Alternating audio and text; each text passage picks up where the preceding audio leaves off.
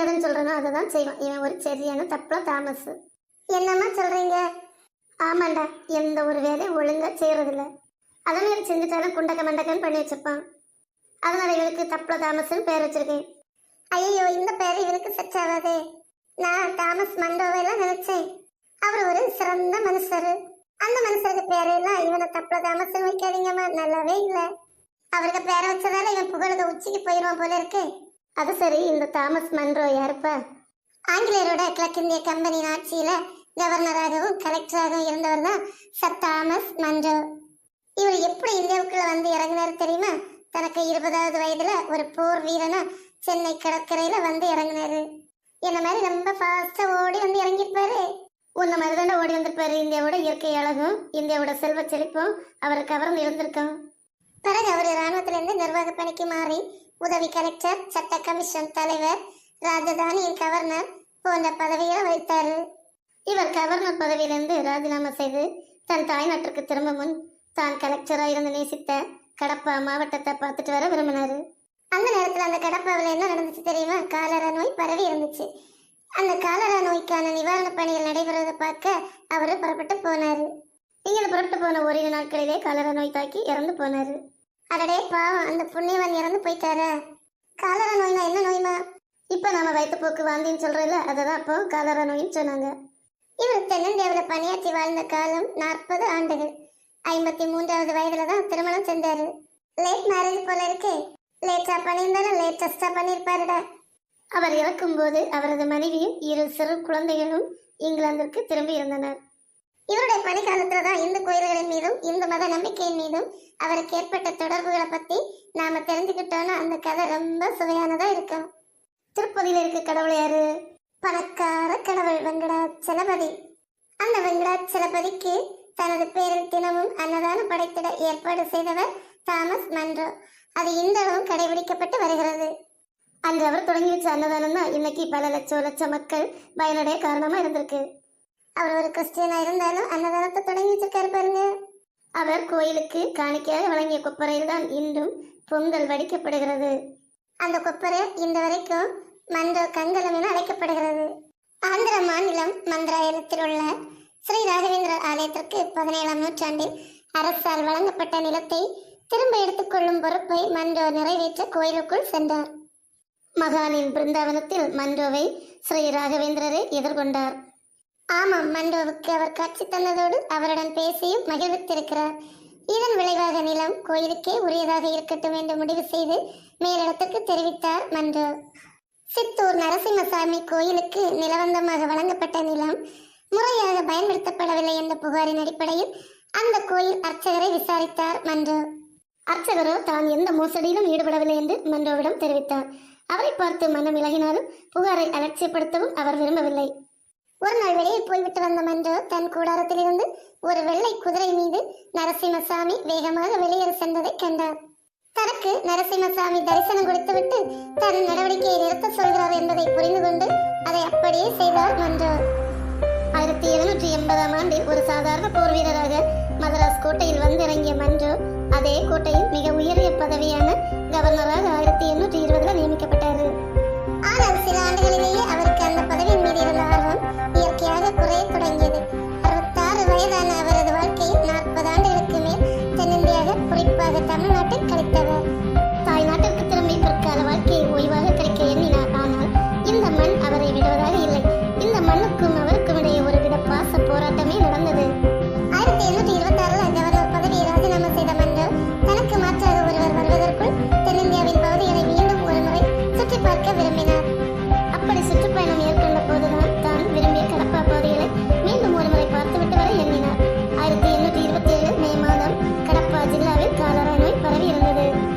இப்ப அங்க நீங்க போனா நீ அதிகாரிகள் அவர்கிட்ட எடுத்துச் சொல்லியும் இந்த மாதிரியான நிலையில் கவர்னராகிய நான் நேரில் சென்ற நிலைமையை பார்த்து வருவது அவசியம் என பதில் உரைத்த மன்றோ கலங்காமல் சுற்றுப்பயணத்தை மேற்கொண்டார். கடப்பா ஜில்லாவில் பாலகொண்டா என்கிற மலை உள்ளது. இது 2000 அடி உயரம் கொண்டது. பாபாகிரி என்னும் ஆறு மைசூரின் நந்திமலையில் உற்பத்தியாகி இப்போதைய கடப்பா, சித்தூர், அனந்தபுர் மாவட்டங்கள் இணையும் பகுதியில் புகுந்து பெண்ணாற்றில் போய் சேர்கிறது.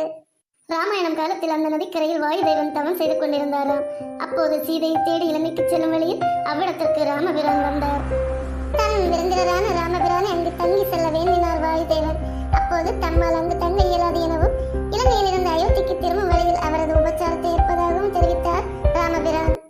அவ்வாறு கூறி சென்ற ராமபிரான் இலங்கையில் ராவணனை வென்றதாக அறிந்த வாயுதேவன் அவரை வரவேற்க தங்கத்தாலான மலர்களால் மாலை தொடுத்து பாபாகினி மலை இடுக்குகளில் மீது படரவிட்டார்.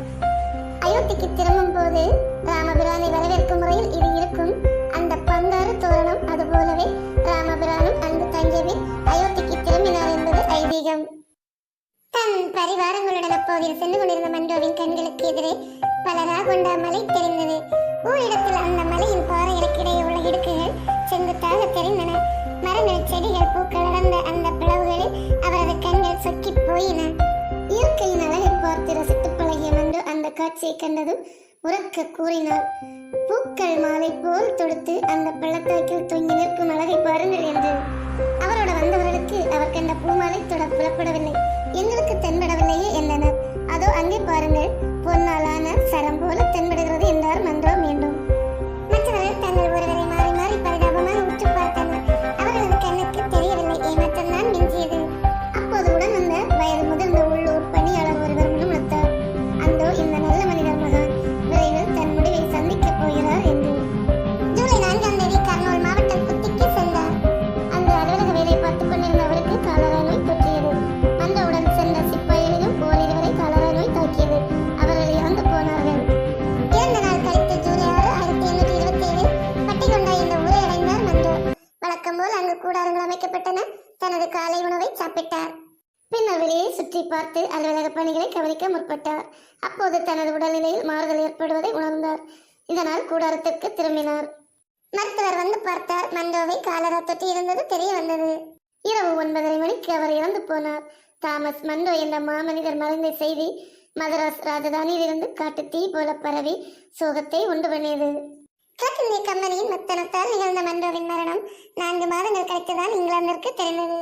ஆந்திராவின் ராயல் சிலைமா பகுதிகளையும் நொறுங்குற செய்தது அவரது மரண செய்தி. நீண்ட காலம் வரை மக்கள் மனதில் அவர் பதிந்திருந்தார். மண்டோலப்பா என்று பல தம் குழந்தைகளுக்கு பெயர் வைத்தனர். மண்டோ ரிஷி என்று அவர் பெயர் புகழாக பரவியது. நாட்டுப்புற பாடல்கள் மண்டோவின் பெயரால் தெலுங்கிலும் தமிழிலும் பாடப்பட்டன. மண்டோவின் நினைவு சின்னமாக சென்னை தீவுத்திடலில் ஒரு சின்னம் அமைக்கப்பட்டுள்ளது. அதுதான் அவரது உருவச் சிலை. இன்னும் சென்னையில் ஒரு அடையாள சின்னமாக திகழ்கிறது. ஞானம் கிருஷ்ண ஐயர் மண்டோ சாஹிப் என்ற மண்டோவின் பெயரில் பாடல்களை இயற்றினார் என்று தமிழ் தாத்தா உ.வே. சுவாமிநாத ஐயர் குறிப்பிட்டுள்ளார். பிற்காலத்தில் என்ன சந்திக்க வரும் இளம் அதிகாரிகளிடமோ அல்லது அவர்கள் பயிற்சி பெறும் மையங்களிலோ பேசும்போது சர் தாமஸ் மண்டோவின் வாழ்க்கை வரலாற்றை படியுங்கள் என்று ஓர் ஆதர்ச ஆட்சியாளர் ராஜாஜி குறிப்பிடுவாராம். இடுப்பில் அரைவெட்டியும் தலையில் முண்டாசுடனும் தென்படும் விவசாயி தன் நண்பர் என குறிப்பிடும் மனப்பக்குவம் கொண்டிருந்தார் மன்றோ. இந்துக்களின் நம்பிக்கைகளையும் இந்து கடவுள்கள் மீது அவர் பற்றும் கொண்டிருந்தார். இந்து கோயில்களிலிருந்து கிடைக்கும் பிரசாதங்களை அவர் கனிவுடன் பெற்றுக் கொள்வார். இளமை கால மண்டோவிடம் அவ்வித நம்பிக்கை தோன்றாமல் இருந்தாலும் 40 வயது கடந்த பின் அவரது நம்பிக்கைகள் கூடியிருந்தன. அவர் தினமும் பைபிளை படிக்கும் வழக்கம் கொண்டிருந்தார். ஆனால் அரசு அலுவலகங்களிலோ அரசு அலுவலர்களோ அரசு பணியிடங்களில் மதமாற்றம் செய்யும் முயற்சியை அவர் ஆதரிக்கவில்லை. அவ்வாறான முயற்சிகளை அவர் கண்டிக்கவும் செய்திருக்கிறார். உதாரணமாக 1822 கவர்னராக பெல்லாரிக்கு சென்றிருந்தார். அப்போது அவ்வூர் துணை கலெக்டரின் மத சம்பந்தமான நடவடிக்கைகள் சிலவற்றை கேள்விப்பட்டவர். மதமாற்ற சம்பந்தமாக தன் கருத்துக்களையும் வெளியிட்டிருக்கிறார்.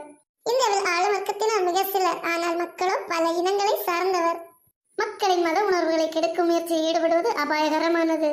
இவ்வாறு மத நல்லிணக்கத்தில் நுழைவது ஆரம்பத்தில் வெளியே புலப்படாது. அது திடீரென்று ஒரு நாள் வெடிக்கும். வேலூரில் நிகழ்ந்த சிப்பாய் கலகம் போல சிறு பொறி போதும்.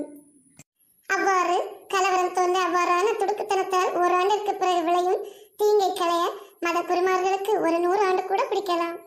இவ்வளவு மத சகிப்புத்தன்மை மிக்க மண்டோவின் சிலை இன்றும் சென்னையில் உள்ளது. நாமும் நாம் வாழும் சமுதாயத்தில் மண்டோவின் உயரிய கருத்துக்களை பின்பற்றி வாழ்வோம். அவருடைய எடுத்துக்காட்டான வாழ்வு நம் வாழ்க்கைக்கு ஒரு முன்னுதாரணமாக விளங்கட்டும். மனிதர்கள் யார் என்பது முக்கியமல்ல, அவர்கள் விட்டு சென்ற உயரிய கருத்துக்கள் தான் முக்கியமானவை. அப்படிப்பட்ட உயரிய கருத்துக்களை நம் வாழ்க்கையின் வாழ்வாக்குவோம். ஃப்ரெண்ட்ஸ், உங்களுக்கு இந்த வீடியோ பிடிச்சிருந்தா லைக் பண்ணுங்க, ஷேர் பண்ணுங்க, சப்ஸ்கிரைப் பண்ணுங்க. மறக்காம உங்க கமெண்டை கமெண்ட் பாக்ஸ்ல போடுங்க. மீண்டும் அடுத்த வீடியோல சந்திக்கலாம் ஃப்ரெண்ட்ஸ்.